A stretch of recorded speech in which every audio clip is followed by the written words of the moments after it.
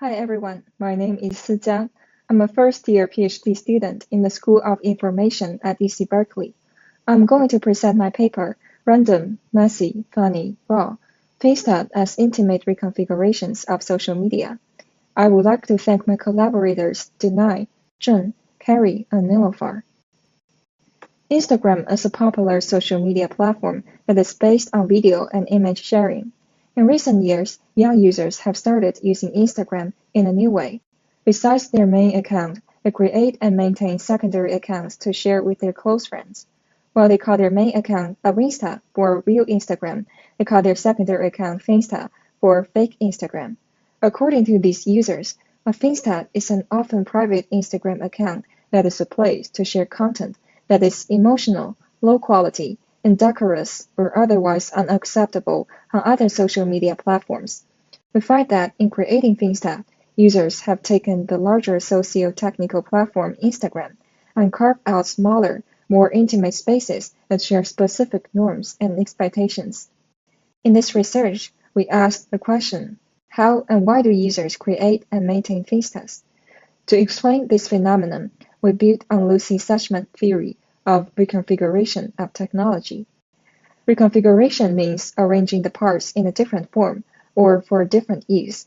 Sussman argues that technologies are always reconfigured by people in everyday use to meet evolving needs. For instance, using an ironing board as a standing desk or using a cat as an iPad stand. In particular, Sussman draws our attention to the creative yet often taken for granted labor that is necessary to maintain complex socio-technical arrangements.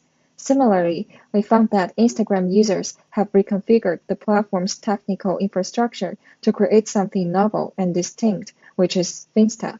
These reconfigurations happen in three main ways: from idealized self to unserious messiness, from obligate positivity to vulnerability, and from superficial interactions to deep and more intimate engagements. Following Sussman, we call this process intimate reconfiguration.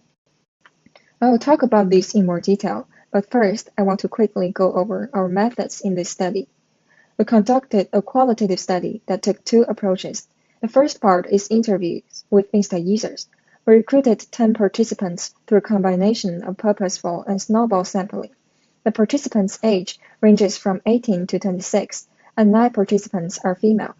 The strength of the interviews was that we got to discuss with users directly, ask follow-up questions, and dig deeper. However, given the sensitivity of some Finsta content, participants could be biased by the existence of the researcher. Also, our IRB did not allow us to look directly at participants' Finsta posts to protect participants and their friends who might appear in photos but can't give consent. To solve these issues, we gathered and analyzed Exposing My Finsta videos on YouTube. Exposing My Finsta videos have become a popular category of videos in recent years, particularly among YouTube micro-celebrities. We collected the 10 most recent videos on YouTube and analyzed the content in every screenshot the celebrities showed of their Finstas. These two sources of data are complementary. In interviews, we could discuss with users directly and get more detailed information. In videos, we got more candid descriptions, including sensitive and stigmatized topics. Next, I will describe what we found. I will describe our findings in 3 sections: setting the stage, performing Finsta, and reflections on Finsta use. Just a quick note before I start. I will frequently compare users' Finstas with their Instas because that's almost always how our participants explained it. The most important step for setting the stage is to craft the audience. We find that users' Finstas are often public and anyone can follow them. In contrast, their Finstas are often private and they have strict gatekeeping practices around who can follow them. They only let in close friends, and some Finsta users even proactively block people because they don't want those people to see the content or even find out they have Finstas. Choosing followers is an ongoing process. Finsta users regularly review their followers and remove those they don't feel close to anymore. This is an example of what Sussman calls the ongoing labor to maintain socio-technical arrangements. Once people have set the stage, how do they perform Finsta? Here are some examples of the types of content we found people frequently share on Finsta. What creates the conditions for users to be able to share this content? We find 3 reconfigurations of the platform that help answer the question. The first reconfiguration is from presenting an idealized self to presenting an unserious, messy self. What does this mean? To give an example, participant 5 dances as a hobby. Well, her Insta is a place to put really good dance photos. Her Finsta is a place to put her videos of falling or making a bad face while dancing. We also find that when people present themselves on Insta, they are aware of their professional networks. On the other hand, Finsta becomes a place for them to put things that are not safe for work. In the screenshots we analyzed, we find that people share taboo or stigmatized content on their Finstas, such as content about drugs, alcohol, or risky photos. We also find that with their Finstas, they turned an obligate positive self-image into vulnerability. For the participants, Finsta is a place to display the best possible version of self, as if their lives are flawless. On the other hand, Finsta becomes a place for them to share the negative aspects of life, for example, bad grades or relationship problems. We also find that this reconfiguration extends to the emotions that people share. While Finsta is a place to express positive, happy emotions, Finstas becomes a place to vent negative emotions such as anger, depression, and anxiety. In the YouTube screenshots we analyzed, we found one specific kind of content appears a lot, crying selfies. Just as the picture shows, a Finsta user posts themselves crying. Through the first 2 reconfigurations, we can see that users have reconfigured their use of Instagram to present an alternative self-image. By doing so, they have enabled different modes of interactions. The superficial interactions on Insta turn towards deeper engagements. On Insta, people want validation from a wider audience. They care about the number of likes and validating comments. However, they admit that the comments they get sound superficial. For example, "You look so good." Many participants indicated that they don't care about the number of likes on Finsta, and they perceive the comments as more personal, relatable, and meaningful. In particular, Finsta becomes a place for users to share difficult emotions, solicit support from friends, and provide support in return. One participant described the experience as therapeutic. We can see that Finsta users have reconfigured the norm of what they viewed as superficial, fast-paced interactions to lengthier, deeper engagements.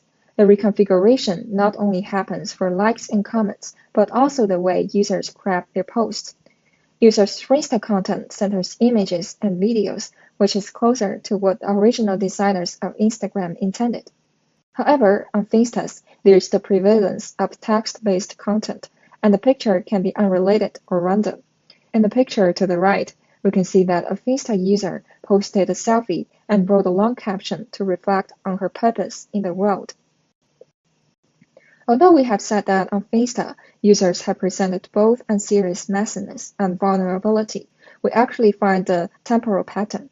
At first, users only present unserious messiness, and later, after they become more familiar with the norms on Finsta, they show more vulnerability. This is maybe because after using Finsta for a while, they learn the norms and start to see it as a safe space. So, what do these reconfigurations provide users? First, Finsta is an outlet for an alternative self-presentation. It's a safe space to be silly and vulnerable, and they don't have to worry too much. Finsta is also a place to share and solicit emotional support from their peers. Participants benefit from putting difficult emotions into words and visual representation, and they use Finsta to passively reach out to friends, especially around sensitive issues that are hard to discuss in person. And through sharing content to a specific friend group they trust, Finsta users are able to have genuine and deep interaction with each other. So far, I showed that users have collectively reconfigured Instagram's platform to create a new space with largely different norms and values. This begs the question, who configures technology and how? Our research shows that Finsta users have designed Finsta collectively and in use. This stands in contrast to the dominant view of design, which sees design as the sub-province of professional technology designers who are predominantly men, and instead makes visible the work of Finsta users, who in our research were mostly young women. As I discussed, part of this work of reconfiguration is in creating new norms and practices. Sometimes these changes can make their way into the technical infrastructure itself. For example, in 2016, Instagram rolled out a highly requested feature to allow users to create and navigate between multiple accounts. Media speculation at the time suggested that this was a move by the company to cater to young users who were already heavy Finsta users. On Finsta, young people had the pressure to present an idealized, perfect self. Likes and comments become the currency which can measure their performance. Finstas, on the other hand, can be seen as counter-publics that offer a temporary suspension of the forces of dominant publics. Finstas as counter-publics offer a space for young people, especially young women in our sample, to discuss issues that have been overlooked or suppressed by the dominant public in an environment of mutual encouragement. It allows them to formulate alternative interpretations of their identities and interests.